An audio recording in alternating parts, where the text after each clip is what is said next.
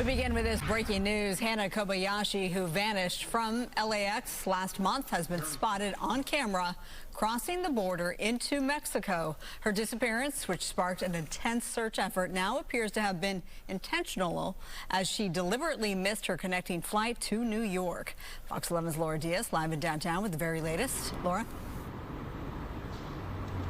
Yes, Marla, that news conference ended just minutes ago, and as you were just pointing out, the police chief himself led that news conference, and he said perhaps the most important thing was that Kobayashi is safe and there was no evidence of foul play as she entered into Mexico.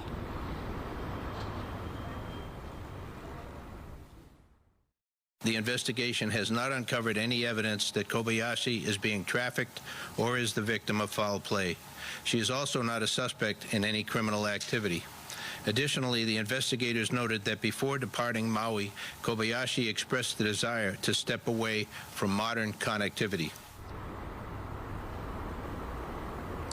Now, the disappearance of Hannah, of course, has riveted the country. The 30-year-old went missing November 8th after catching a flight to LAX from Hawaii.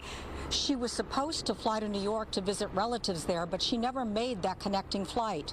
Then her relatives in Hawaii said that they received a number of text messages from her that were very concerning, that acted as though she was in harm's way and potentially even had someone with her that could potentially harm her. But this evening, here at LAPD headquarters, the authorities here said that simply was not true, that they had questioned the person who was with her and that they had certainly ruled out that she was in harm's way. They called this a family matter at this point. There is no active investigation. They say that she is in Mexico. She's a 30-year-old woman. She has the right to travel there and stay there. So at this point, there is no further investigation. And even though it has riveted the country, and it certainly has this case of who possibly had done this and what had happened to this young woman, for now, that's where it sits. Now, earlier today, I did speak to the sister of Hannah. She told me that the family did not accept the decision or the assessment that was made by the LAPD. She did not elaborate. I hope to be able to speak to her further.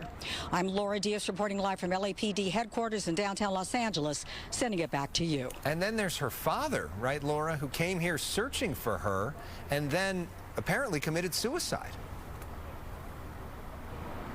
Yeah, you know, Alex, it was so sad, and I did ask the police chief about that.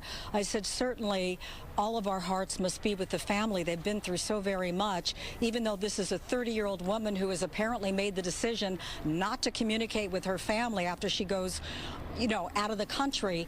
The fact that her own father took his own life because he was so distraught. Now you have a double tragedy, if you will, and a family left with just so many unanswered questions and just a lot of grief and anxiety.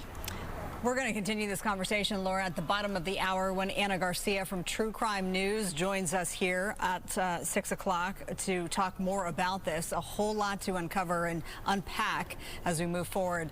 Laura, thanks so much for being with us.